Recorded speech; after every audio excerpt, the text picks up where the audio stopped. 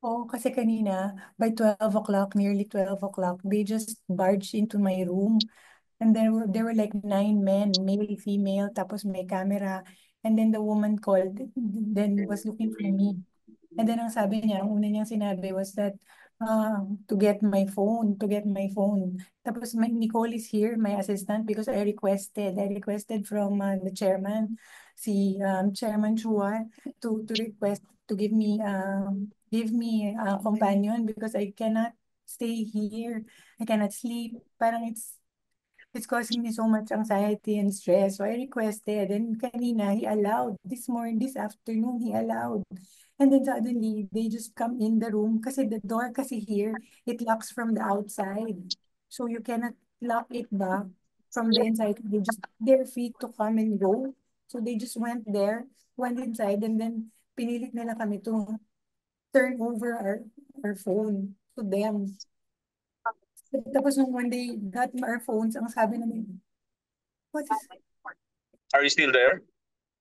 this? We put out the light because they're Apa. all outside parang waiting. And then binasa niya sa akin. Tapos I got a copy and then nakita ko all the way sa baba.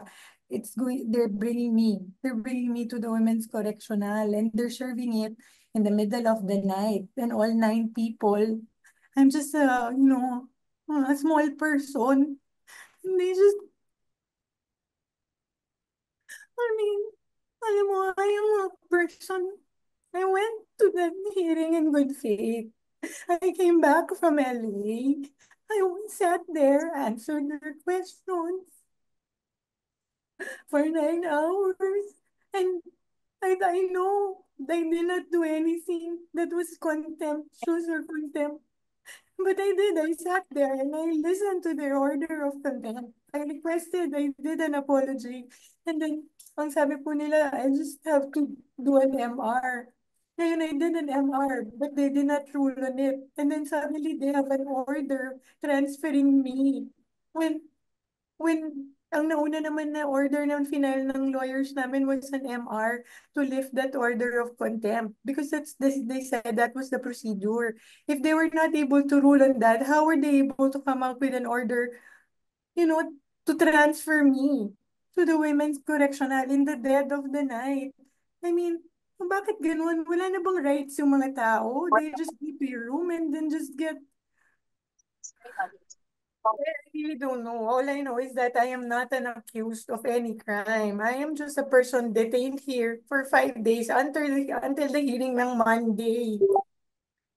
I have been trying to cooperate to the very best of my ability, so I do not understand why they just go to your room, get your phones, and then just tell you that they will move you to a women's correctional at 12 o'clock.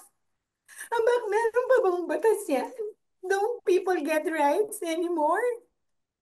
I am a person, I'm trying to cooperate. But they just move me there. Alam naman nila, I have a chronic back concern. Tapos kanina, pinayagan ako ni Chairman Chua dun sa mga request ko. And then suddenly, they change everything and then they come up with an order when they were not able to rule on my MR. To transfer. Why? I don't understand. I did not do anything. This The room. filing I of. am not leaving this room. I am a Mhm, detainee here, here in mhm, the House of Representatives detention facility for 5 days until the hearing on Monday.